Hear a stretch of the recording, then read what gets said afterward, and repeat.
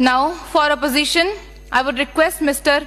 Akshay Kumar Jha to brief in 2 minutes. Thank you speaker ma'am.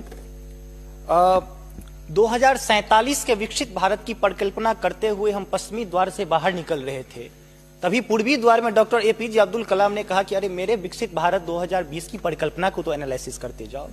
माननीय महोदय, मैं कहना चाहूंगा कि 2047 में विकसित भारत बाद में बना लीजिएगा, पहले एपीजे अब्दुल कलाम के सपनों का 2020 का भारत कहां गया उसको तो एक बार एनालिसिस कर लीजिए। और मैं मानता हूं कि उसके एनालिसिस के पश्चात जो आपके पास जो रिजल्ट आएगा, जो परिणाम आएगा, वो 2047 के विकसित भारत की परिकल्पना को पूर्ण करने में कहीं ना कहीं बेहतर साबित होगा।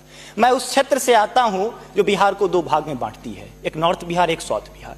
हमारा मिथिला का रीजन 6 महीने बाढ़ के पानी से ग्रसित रहता है। जब मैं राज्य सरकार से पूछता हूं तो कहती है कि विदेश का मामला है भैया, नेपाल पानी छोड़ देता है, मैं क्या करूं, उधर से चना डैम बना देता है। अब तो राज्य में भी सरकार आपकी है, केंद्र में भी आपकी है, तो प्रभु कृपया कुछ तो मदद कीजिए। दूसरी बात, कोसी का संसद में कह दिया गया कि ड्रेस कोड ये होना चाहिए। अरे मैं बाढ़ के उस इलाके से आता हूं जहां आधा धोती पहन के संसद तक आना पड़ता है, न सड़क है न कुछ है, तो कैसे आऊंगा।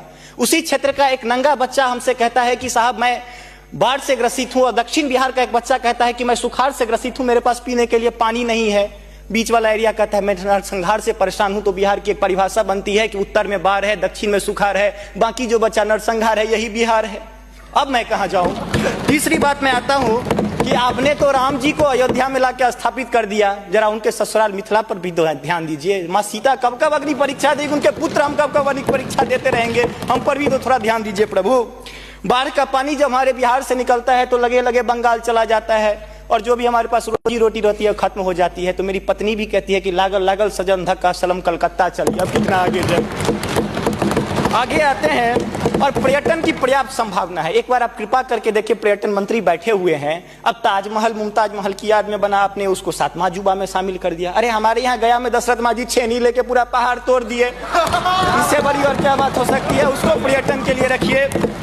और ये जो भूखमरी, बेरोजगारी, अशिक्षित राज्य की जो हम पर वो जो पीठ पर धो रहे हैं, वो हमको इसी तरह की कविता याद दिलाती है कि तू सिंह मारती गैसी, मैं कोने में दुबका बैल प्रिय, मैं पीपल सा सीधा साधा, तुम उस पे लटकी चुड़ैल प्रिय। तो ये अशिक्षा, बेरोजगारी हम पर चुड़ैल की तरह लटकी है। तो there is politics behind every politics. स्नातकोत्तर राजनीति विज्ञान में पढ़ाई होती है, उसको छोड़ के जरा राज्य और केंद्र में अब सामंजस्य स्थापित करके कृपा कीजिएगा प्रभु। बहुत बहुत धन्यवाद।